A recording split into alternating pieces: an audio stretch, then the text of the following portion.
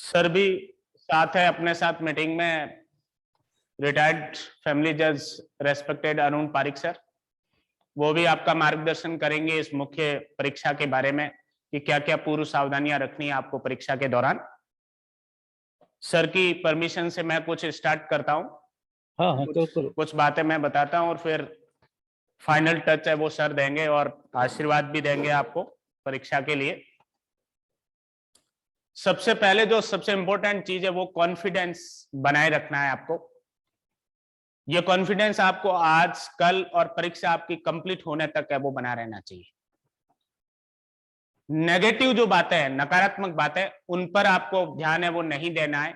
जैसे कि पता नहीं मेरा होगा या नहीं, या पहले से आरजेएस मेंस लिखे हुए स्टूडेंट इतने बैठे हैं उनके साथ मैं कंपीट कर पाऊंगा या नहीं, पहले से इंटरव्यू फेस जो स्टूडेंट है वो हमारे साथ इस मैन एग्जाम को दे रहे हैं, उनको हम कंपीट कर पाएंगे या नहीं। ये सब जो नेगेटिव बातें हैं इन पर है वो विचार नहीं करना। इवन किसी की सेटिंग है परीक्षा के अंदर है वो और उसके पास तो पेपर पहुंच गया है, उसको क्वेश्चन बता दिए गए हैं, ये सब जो अफवाहें हैं और नकारात्मक बातें हैं इन पर आपको ध्यान है वो नहीं देना। इवन जो एक रिट चल रही है उसको लेके भी है वो आपको अपना ध्यान आकर्षित नहीं करना है। रिट में जो कुछ भी डिसीजन आएगा कॉमन होगा और सब लोग उससे बाध्य होगा। एंड टाइम पे आपको अपना दिमाग खराब नहीं करना है, आपको अपनी पढ़ाई पे ध्यान देना है और परीक्षा तक जो है वो आपको कंसंट्रेट करना है अपने आप को। नेक्स्ट, नींद पर्याप्त लेनी है आपको आज कल और परसों तक। कल भी ताकि परसों का पेपर आपका अच्छा हो और 30 अप्रैल को भी आप नींद प्रॉपर लें ताकि 1 मई को जो आपका क्रिमिनल लॉ और इंग्लिश का पेपर है वो अच्छा हो। क्योंकि जब नींद पर्याप्त ली हुई होगी तभी अब वो माइंड प्रॉपरली वर्क करेगा। जिस तरीके से माइंड का सेटअप और ये अपना कंप्यूटर वगैरह का एक जैसा, आप 24 घंटे कंटिन्यू कंप्यूटर को चलाते हैं तो वो हीट देके गर्म होके कई बार फोन ये कंप्यूटर बंद हो जाते हैं। सिमिलरली दिमाग की स्थिति भी ऐसी है कि यदि आपको 24 आवर है वो उसको आप चलाओगे तो वो एक समय के बाद काम करना बंद कर देगा या उसकी इफेक्टिविटी जो है वो कम हो जाएगी। तो इसलिए आपको 5 से 6 घंटे की कम से कम नींद लेनी है। इसके अलावा जो है परीक्षा केंद्र जो आपका है उस पर आपको निर्धारित समय से पहले पहुंचना है। जो कुछ भी हाईकोर्ट ने तय किया है आपका समय है वो वहां पहुंचने का, उससे 15 मिनट 20 मिनट पहले जाना है फर्स्ट डे।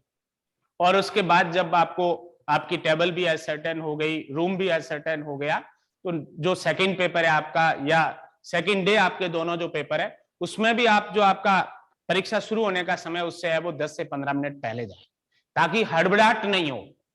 क्योंकि आप राइट टाइम पे नहीं पहुंचोगे, 5-10 मिनट लेट पहुंचोगे, लेट एंट्री होगी तो हड़बड़ाहट रहेगी और उस हड़बड़ाहट में 2-4 क्वेश्चन आपके हाथ से निकल जाएंगे।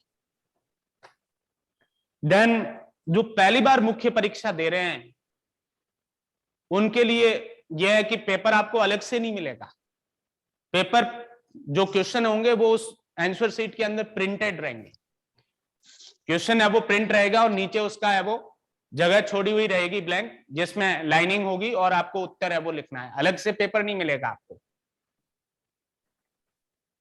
देन जो उत्तर पुस्तिका है उसमें जहां पर आपका नाम, रोल नंबर वगैरह ये प्रॉपर सावधानी के साथ लिखना है। आपका नाम प्रॉपर है वो लिखना है आपको, रोल नंबर है वो प्रॉपर लिखने हैं, अच्छी हैंडराइटिंग में और समुचित रूप से। इवन आपका जो सिविल लॉ का पेपर है उसमें एविडेंस एक्ट से भी क्वेश्चन पूछे जाएंगे।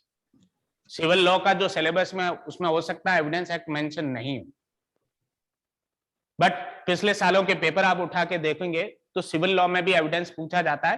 पूछा वही पोर्शन जाता है जो सिविल लॉ से कंसर्न है, जो सिविल लॉ से संबंधित है। कन्फेशन नहीं पूछा जाएगा सिविल लॉ के पेपर में आपसे 105 एविडेंस एक्ट नहीं पूछा जाएगा। 111A, 113A, 113B, 114A ये प्रावधान नहीं पूछे जाएंगे।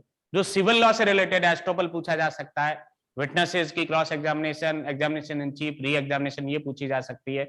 शुरुआत वाले जो प्रावधान है, एडमिशन है, डाइन डिक्लेरेशन है, 65B है एविडेंस एक्ट का, ये सब कैरेक्टर है, ओपिनियन है कोर्ट की, इन सब पे क्वेश्चन सिविल लॉ में भी पूछे जा सकते हैं।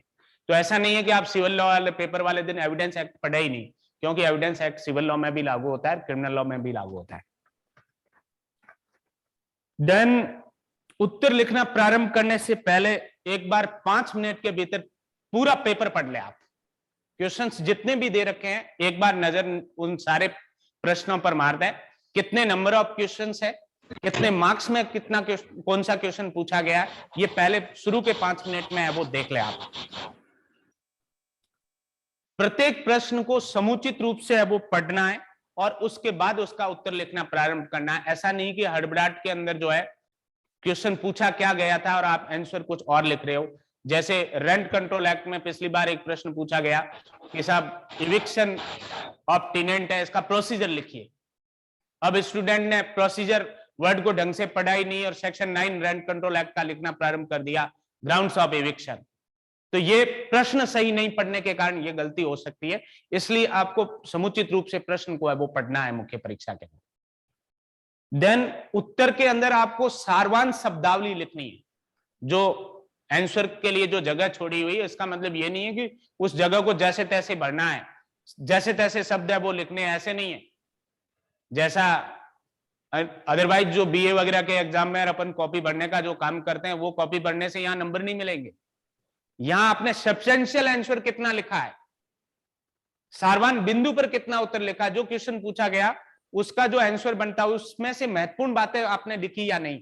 मान लो डिग्री का कोई क्वेश्चन आया और उसने आपने ये नहीं लिखा कि ये न्याय निर्णय की औपचारिक अभिव्यक्ति है, ये वाद में विवाद के सभी या किन्हीं बातों के संबंध में, ये पक्षकारों के अधिकारों का निश्चयक रूप से अवधारण करती है और ये प्रारंभिक या अंतिम हो सकती है, इसमें ये शामिल है और ये शामिल नहीं है। यदि आपने ये नहीं लिखा और ऐसे इन जनरल लिख दिया कि डिग्री किसी वाद में है वो पारित होती है और डिग्री प्रारंभिक या अंतिम हो सकती है और इसके अलावा कुछ बातें लिख दी, तो आपको जो मार्क्स है, जो अंक है, वो वैसे नहीं मिलेंगे जैसा मैंने बताया वैसा लिखा है उसके बराबर।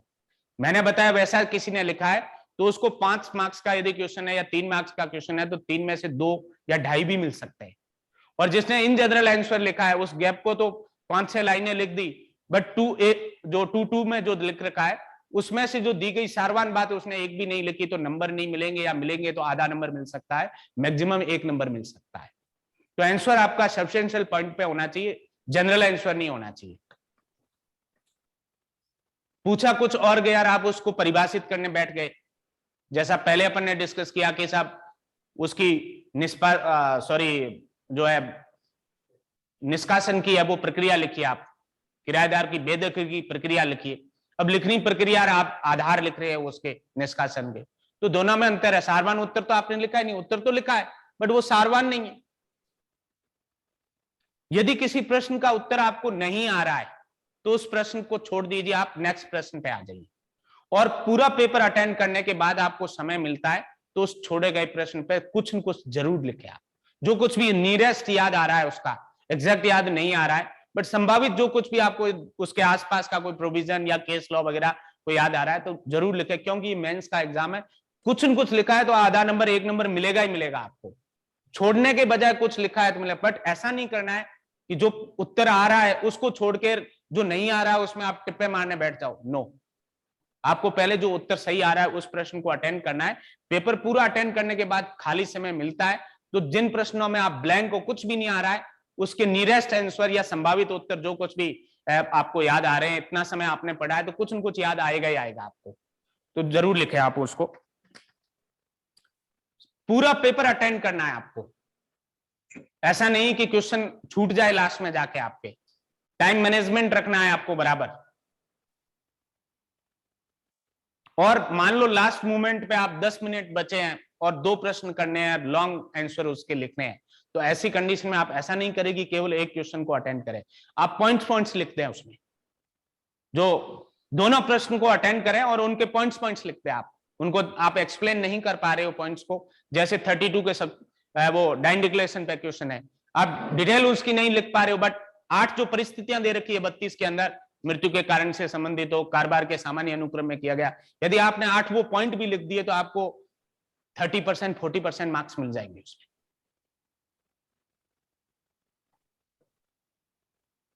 तो ये सारी जो बातें हैं वो मेरी तरफ से आपको है वो ध्यान रखनी है परीक्षा के वो दौरान है, और किसी भी प्रकार की ऐसी सामग्री परीक्षा हॉल में लेके है वो नहीं जानी है जो आपके खिलाफ कोई है वो एक्शन लेने में काम आ जाए, अनुचित साधनों का प्रयोग वगैरह ऐसा नहीं हो। कोई पेपर नहीं लेके जाना है आपको, केवल एडमिट कार्ड और आईडी प्रूफ जो है वो, और पेन या जो रबड़ पेंसिल वगैरह जो कुछ भी आपको रिक्वायर्ड है, केवल इतना ही लेके जाना है। हाथ पे, कपड़ों पे, कहीं और पे कोई ऐसी चीज लिख के नहीं लेके जानी है जो कहीं किसी प्रश्न से या लॉ से कोई कनेक्शन हो। अदरवाइज जो एग्जामिनेशन अथॉरिटी आपके खिलाफ कोई एक्शन ले सकती है, आपके खिलाफ मुकदमा भी बना सकती है और आपको आगे की परीक्षा में डिबार भी कर सकती है। तो ऐसा कुछ गलत नहीं हो, इसके लिए भी आपको पूरी सावधानी है वो रखनी है। अब मैं साहब से निवेदन करूंगा, पारिक सर से, कि वो आपको है वो मार्गदर्शित करे इस मुख्य परीक्षा के संबंध में पूर्व सावधानियां, और शुभाशीष और आशीर्वाद के रूप में भी कुछ है वो आपको है वो प्रदान करे। जी सर। आ रही है आवाज? जी sir. Good morning, good evening to all. सबसे पहले तो आप जो प्री एग्जाम में पास हुए हैं इसके लिए आपको बहुत बहुत बधाई। अब एक लिमिटेड कंपटीशन है, कंपटीशन तो अभी भी है, 1:3 में आना है, तो आपको एक एक नंबर, आधे आधे नंबर के प्रति बड़ा सीरियस रहना पड़ेगा। और पर्टिकुलरली इंग्लिश और हिंदी में, इंग्लिश में जितने भी आप नंबर अच्छे ला सकते हैं, कब तक इंग्लिश मीडियम के तो बहुत अच्छे आएंगे उनके, और जो इंग्लिश मीडियम के नहीं है वो थोड़ा कोशिश करें कि ज़्यादा से ज़्यादा उसमें अच्छा मैटर, जो किसी भी टॉपिक का जो आपने तैयार करे हुए हैं, कई बार तैयार नहीं करे हुए आते हैं, तो सारे जितने तैयार करें उसमें से कुछ न कुछ, उसमें से सबसे पहले ऐसे के लिए आप पॉइंट्स रफ कप पे उतार लो, 1 नंबर 1 2 3 4 5 6। जैसे प्रीएम्बल है कॉन्स्टिट्यूशन का, उसको तो आप, अब जैसे फ्री लीगल एड आ गया क्योंकि पिछले 2-4 बार से नहीं आ रहा, तो अपने वो प्रीएम्बल से ही शुरू कर दो। मतलब हाउ टू राइट नंबर लेने के लिए इंग्लिश, और जैसे इसी प्रकार से हिंदी में अशुद्धियां बिल्कुल नहीं करें। मतलब थोड़ा थोड़ा हिंदी में भी नंबर लाना इतना आसान नहीं है, तो आप कोशिश ये करें कि हिंदी और इंग्लिश में अच्छे नंबर। लॉ सब्जेक्ट के लिए अभी इन्होंने चारण साहब ने बताया, तो इनसे ज्यादा तो कोई बता भी नहीं पाता है। कॉन्फिडेंस का मतलब ये है कि जैसे मान लो आपने 1 2 3 नंबर के क्वेश्चन देखे और वो आपको नहीं आते। कई बार क्या होता है कि पेपर ऐसा आता है जिसमें 1 2 3 नंबर के क्वेश्चन या तो बहुत ही इजी दे देते हैं या बहुत हार्ड दे देते हैं। उस स्थिति में आपको अपना बैलेंस नहीं खोना, क्योंकि पिछले पेपरों को देख के अपने ये आइडिया नहीं कर सकते कि कैसा पेपर इस बार आएगा। राजस्थान हाईकोर्ट तो प्रयोग करता है हर बार एक नया प्रयोग। 6 नंबर का पहले एक क्वेश्चन देते थे, फिर 2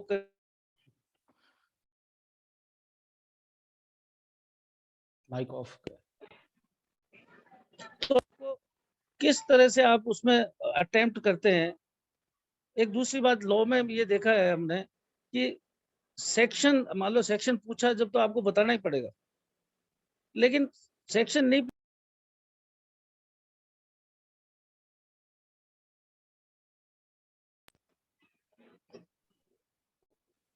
सर आवाज कट रही है बीच बीच में आपके। नहीं, वो बीच में कोई टेलीफोन आ रहे हैं इसलिए। सेक्शन आप जब भी लिखें जब आप पूरा कॉन्फिडेंस है कि ये सही सेक्शन है। और आंसर को अट्रैक्टिव बनाने के लिए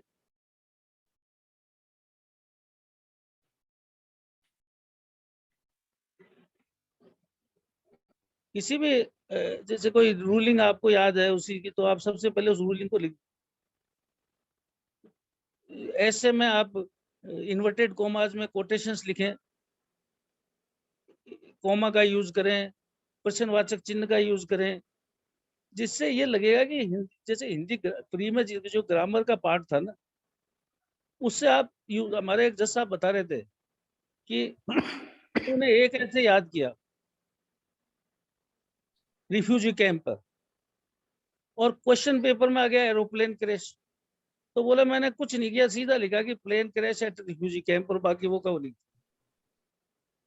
प्रेजेंस ऑफ माइंड आपके नंबर लाने में बहुत रोल प्ले करता है।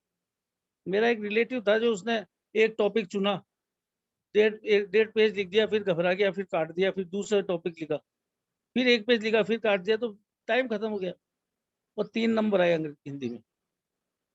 तो जैसे ऐसे के टॉपिक को आप देखेंगे, कई बार तो एक ही दे देते कि इस पे आपको लिखना ही है, कई बार एक दो, तो आप उसमें से टॉपिक अच्छा सेलेक्ट करें शुरू में। लॉ के पेपर्स के लिए जितनी जगह है बता दिया चारण साहब ने, मैंने आंसर इनको पहले पढ़ा भी दिए, सारे मेंस में जितने बनते हैं उतने सारे सारा पन्ना भरने की जरूरत नहीं है। तो बताया चारण साहब ने कि स्पेस ज्यादा है, 20 शब्दों का, 50 शब्दों का आंसर है। तो जिस्ट आंसर का जो जिस्ट है, अगर मान लो ये पूछा कि रॉन्गफुल रेस्टोरेंट रॉन्गफुल कन्फाइनमेंट में क्या अंतर है, तो आपको ये लिखना भी बहुत अच्छा रहता है कि एक एक रेस्टोरेंट में एक दिशा में जाने से रोकते हैं, कन्फाइनमेंट में सब दिशा में जाने से रोकते हैं। अगर 20 शब्दों में है तो मान लो ये 50 में आता है तो आप सेक्शन से उसकी परिभाषा को लिख सकते हैं। ये ज्यादा शब्दों में आता है तो, और पर्टिकुलरली कॉन्ट्रैक्ट एक्ट के, टीपी के, एविडेंस एक्ट के एग्जांपल्स को आप देखें। जहाँ मकान का देगा वो कार का बता देंगे, क्योंकि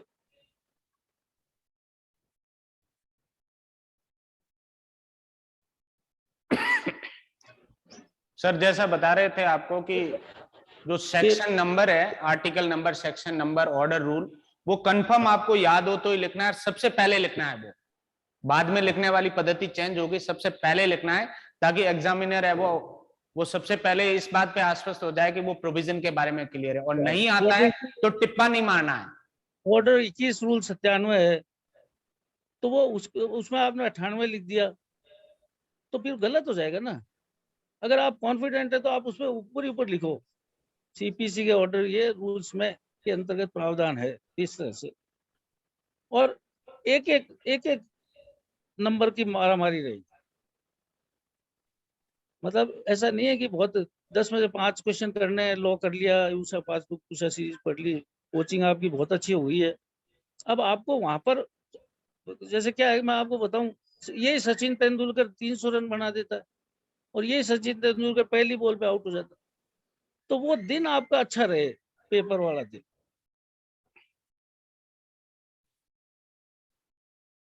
ये क्वेश्चन किसने, दीपिका ने पूछा है। 3 नंबर या मार्क्स के क्वेश्चन में लिखना, कितना लिखना इनफ है, ये प्रश्न की प्रकृति पर भी डिपेंड होगा, प्रश्न क्या पूछा गया है। वैसे इसमें आप 50 to 80 वर्ड्स तक लिख सकते हैं 3 मार्क्स के क्वेश्चन में, कम से कम 50 शब्द और अधिकतम 80 शब्द तक लिख सकते हैं 3 अंकों का यदि कोई क्वेश्चन पूछा गया। अब प्रश्न की प्रकृति, मान लो कोई परिभाषा ही पूछी तो फिर उसमें आप ज्यादा एक्सटेंड नहीं कर सकते, जितनी परिभाषा दे रखी है उतना ही आपको, जैसे कॉग्निजेबल ऑफेंस पूछ लिया या और कोई ऐसी परिभाषा पूछ ली जो 2 लाइन में 3 लाइन में कंप्लीट हो रही है, तो आपको जितना डायरेक्ट में दे रखा है उतना ही लिखना है, कोई एलोबरेट करने की आपको आवश्यकता नहीं है। जहाँ जहाँ अंतर पूछे वहां आपको सारी चीजों की परिभाषा देने के बजाय 50 शब्दों में तो परिभाषा दे नहीं पाएंगे ना, तो आपको डायरेक्ट उसके आंसर पे आना है और कोशिश ये करनी है कि अपना बहुत बेहतरीन अच्छा पेपर हो।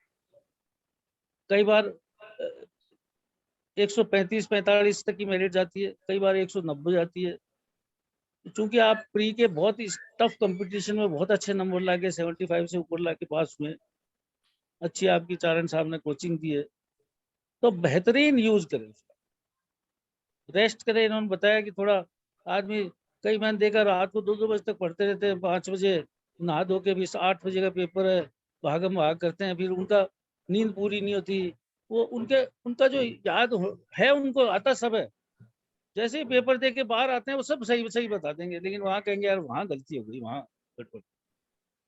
इसलिए बैलेंस अपना रखें और बिल्कुल शांति से आप ये कम्पिटिटिव स्पिरिट को ही आप यूज करें कि भाई अपने को दूसरे से कम्पीट करना है, अपने को अच्छे नंबर अपने अच्छे से अच्छे लाने, फिर अगला कितने लाता है, बाकी कितने लाते हैं, है ना। इस प्रकार से आप क्वेश्चंस को करेंगे, सिविल के करेंगे, पर्टिकुलरली प्लीडिंग के पार्ट्स को आप थोड़ा और रिवाइज कर लें एक बार, क्योंकि कई बार लीडिंग के पेपर आ जाते हैं, कई ये अलग अलग आदमी पे डिपेंड करता है पेपर सेट करने वाले पे कि वो किस तरह का पेपर सेट करता है। लेकिन ये जरूर है कि राजस्थान हाईकोर्ट प्री में और मेन में पूरा बहुत अच्छी तरह निचोड़ निकालती। गुजरात में इनको पता है चारण साहब को, गुजरात में टॉपर, गुजरात जुडिशियल सर्विसेज की टॉपर यहाँ प्री में फेल। इसलिए आप ये अब प्री के नंबर तो जुड़ेंगे नहीं, आपके 75 है, किसी के 90 है, सब बराबर है।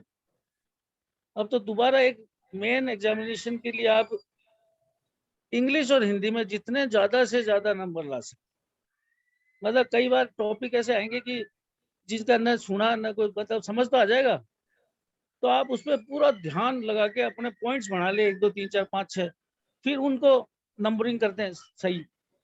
आपके जैसे ऐसे का बेसिक प्रिंसिपल से प्रस्तावना लिखते थे, फिर सब्जेक्ट के बारे में लिखते थे, फिर आलोचना में लिखते थे, कहानी लाभ लिखते थे उसके, फिर उपसंहार लिखते थे। तो तरीका वही है, वो खाली उसका स्टैंडर्ड बहुत ऊंचा है। अब जैसे मान लो अगर कोई बताया होगा कि साहब फेवरेट बुक कौन सी है, फेवरेट लीडर के बारे में आप बताएं, तो आप बेझिझक किसी के बारे में बता सकते हैं,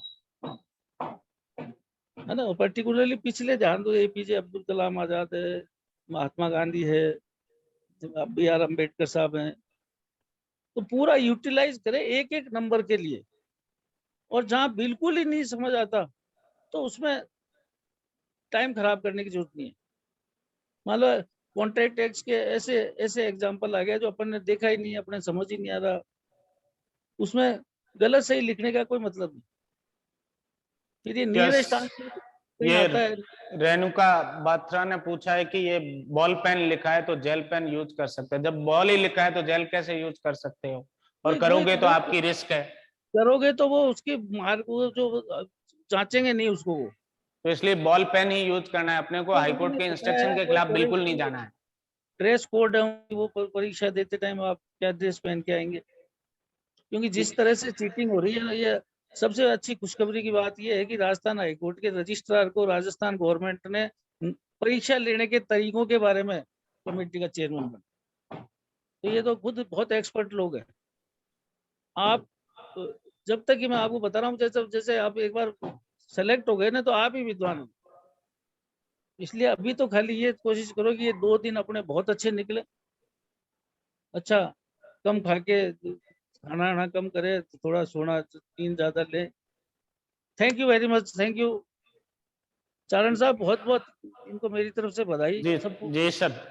मैं चाह रहा हूँ कि ये जब इंटरव्यू का टाइम आए तो सबके सब हाँ अपने को, हाँ, इंटरव्यू में सर का ही मार्गदर्शन है वो मिलेगा आपको मैक्सिमम। सबके सब मिले तो जितने इसलिए जितने मेंस आज से हैं। पहले भी मैंने कहा सर का आशीर्वाद दिला देते हैं, ताकि इंटरव्यू में जो है वो पहले से मैं चाह रहा हूँ परिचित कि है वो रहे। सबके सब वहां मिले अपने को। पिछले थैंक यू। 3-4 जितने सालों में कंपटीशन 2017 में मैंने जयपुर में शुरू किया है, उसके बाद चाहे जीजीएस का, चाहे आरजेएस का, चाहे जेएलओ के जितने भी इंटरव्यूज हुए हैं, सर के मार्गदर्शन में ही सारे इंटरव्यू हुए हैं, और मैक्सिमम कैंडिडेट है वो सफल हुए, टॉप भी किया है वो मयंक प्रताप सिंह भी पिछली बार हमारे इंटरव्यू के अंदर है वो शामिल था।